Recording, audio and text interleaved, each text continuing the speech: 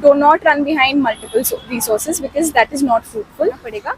अगर आप कोई कोर्स एनरोल करना चाहते हैं तो वो कर लीजिए, वरना यूट्यूब पे बहुत रिसोर्सेज अवेलेबल हैं सीसैट के लिए भी। एक जो नए स्टूडेंट्स जो आ रहे हैं, जो तैयारी करना चाहते हैं, वो कहाँ से शुरुआत करें? हेलो मैम, कैसी हैं आप?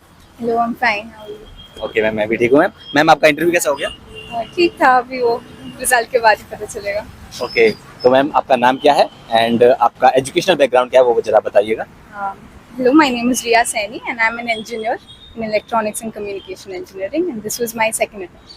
मैम, ये कौन सा इंटरव्यू आपका? ये पहला इंटरव्यू है। ओके, तो मैम सबसे पहले हम बात करेंगे, अगर प्रीलिम्स की बात करें तो प्रीलिम्स में आपका जो स्ट्रेटजी रही थी, क्योंकि जैसा देखा जाए पेपर बिल्कुल पैटर्न चेंज हो रहा है, सीसेट का भी पैटर्न बिल्कुल चेंज हो चुका है और बहुत ज़्यादा मतलब टफ होता जा रहा है सीसेट हर साल।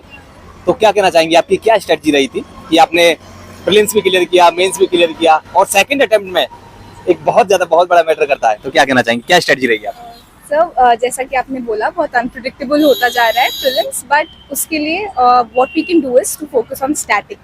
तो जो बेसिक रिसोर्सेज हैं उन पे अगर आप फोकस करते हैं, that includes all the basic resources like Laxmikanth, spectrum etcetera.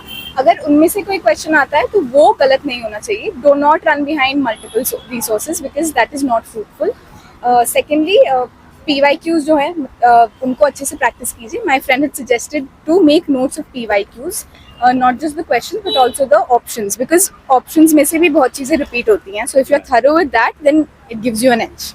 And CSAT के लिए do not take it for granted because even I am a science student, but फिर भी काफ़ी टफ आया था सीसैट। तो उसके लिए पहले तो आप PYQs देखिए, प्रीवियस 5 ईयर क्वेश्चंस आप सॉल्व करिए। आप अपनी स्ट्रेंथ्स एनालाइज कीजिए कि इंग्लिश आपकी स्ट्रेंथ है या रीजनिंग आपकी स्ट्रेंथ है, उस पर तो वर्क कीजिए, बट वीकनेस पे भी थोड़ा आपको करना पड़ेगा। अगर आप कोई कोर्स एनरोल करना चाहते हैं तो वो कर लीजिए, वरना यूट्यूब पे बहुत रिसोर्सेज अवेलेबल हैं सीसैट के लिए भी। तो please do not take it for granted basically. Ma'am, आपने कोचिंग ली थी कहीं से? नहीं, मैंने कोचिंग नहीं ली, लेकिन मैंने मॉक टेस्ट सीरीज ली है और मॉक इंटरव्यूज भी दिए थे। तो वो मैम, अगर टेस्ट सीरीज की बात करें, जैसा कि आपने कहा, टेस्ट सीरीज एंड PYQs कितने ज़्यादा इंपॉर्टेंट हैं और दोनों में से किस पर ज़्यादा फोकस करना चाहिए? मतलब ज़्यादा रिलाई किस पर कर सकते हैं? क्या टेस्ट सीरीज पर ज़्यादा फोकस करना चाहिए या फिर PYQs पर ज़्यादा फोकस करना चाहिए? आई थिंक दोनों इंपॉर्टेंट है, बट PYQs से आपको पता चलेगा कि एग्जैक्टली आपको पढ़ना क्या है और कैसे पढ़ना है। तो PYQs आप पहले even before reading the chapter आप पहले PYQs उसके देखिए, जिससे आपको एक आइडिया लगेगा कि आपको क्या पढ़ना है। सेकेंडली, हाँ, टेस्ट सीरीज आप एनरोल कर सकते हैं आप, क्योंकि उससे प्रैक्टिस होती है और मेंस में in general answer writing speed बहुत इंपॉर्टेंट है। तो उसके लिए PYQs एंड टेस्ट सीरीज बहुत जरूरी है। क्योंकि मैम ये आपका दूसरा ही अटेम्प्ट है, तो मैं जो सवाल पूछने जा रहा हूँ उसका आप बहुत अच्छे से आंसर कर पाएंगी। एक जो नए स्टूडेंट्स जो आ रहे हैं, जो तैयारी करना चाहते हैं, वो कहाँ से शुरुआत करें और कब शुरुआत करें? तो आई थिंक ये तो बहुत ही सब्जेक्टिव क्वेश्चन है कि कब शुरुआत करें, बट इतना ज़्यादा वो नहीं करना चाहिए कि 10th 12th से ही लग गए हैं शुरुआत करने। आई थिंक इंजीनियरिंग के लास्ट ईयर से मैंने स्टार्ट किया था प्रिपेयर करना, तो उसके बाद मैंने 1 साल ड्रॉप लिया था। तो उसमें आई थिंक सर 1-2-3 साल अगर आप अच्छे से, लेकिन ट्रू टू योर सेल्फ अगर आप ढंग से पढ़ाई करते हैं तो वो हो सकता है आप। मैम, अपने रिसोर्सेज क्या क्या फॉलो किए, कि रिसोर्सेज के बारे में बताएंगी और जो वैल्यू एडिशन किया उनमें थोड़ा सा वो ऑडियंस को बताएंगी तो अच्छा उनको समझ में आएगा क्या पढ़े क्या नहीं पढ़े। बहुत ही बेसिक रिसोर्सेज थे। पॉलिटी के लिए लक्ष्मीकांत, फिर spectrum for history, for economics Mrinal sir के नोट्स थे। उसके अलावा इकोनॉमिक्स में कुछ नहीं किया। ज्योग्राफी के लिए NCERT थी, but I did not find that sufficient, तो उसके लिए PMFIS नोट्स मैंने रेफर किए थे। और उसके अलावा साइंस एंड टेक के लिए मैंने शिवन सर का कोर्स एनरोल किया था, तो वो, और vision IAS of course. And current affairs के लिए वही newspaper and vision monthly magazine या कोई भी मंथली मैगजीन।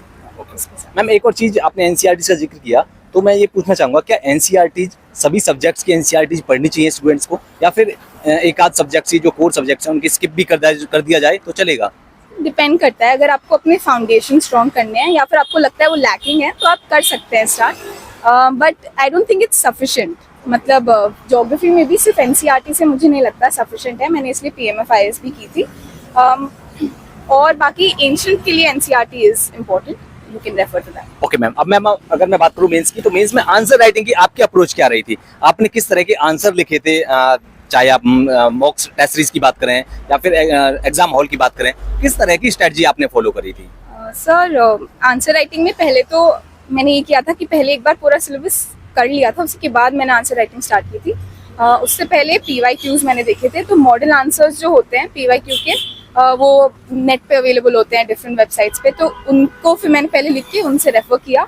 और उसके अलावा सर टॉपर्स आंसर शीट से अगर कुछ बेटर मिला तो वो भी मैं अपने उसमें ऐड करती गई सर, तो वही सब मैंने किया। मैम मेरे दिमाग में एक सवाल उठ रहा है, अभी आपने भी पढ़ा होगा, अभी संजीव सान्याल सर उन्होंने कहा था कि यूपीएससी जो हमारे इंडिया में एक ऐसा क्रेज बढ़ता जा रहा है लोगों को, ये इतना वर्थ इट नहीं है। तो आप क्या कहना चाहेंगी कि यूपीएससी के पीछे भागना, हम जो आज का जो यूथ है हर कोई चाहता है यूपीएससी करना, तो क्या कहना चाहेंगे, क्या ये वर्थ इट है?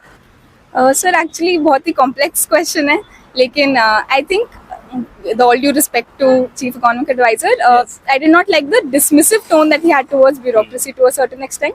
मतलब जो लोग ब्यूरोक्रेसी के लिए काम करना चाहते हैं तो definitely they should move towards this, but ऐसे रोजी पिक्चर दिमाग में नहीं रखनी चाहिए। जैसे उन्होंने बोला कि it will also include file passing, तो वो definitely होगा, तो that is a part of every job.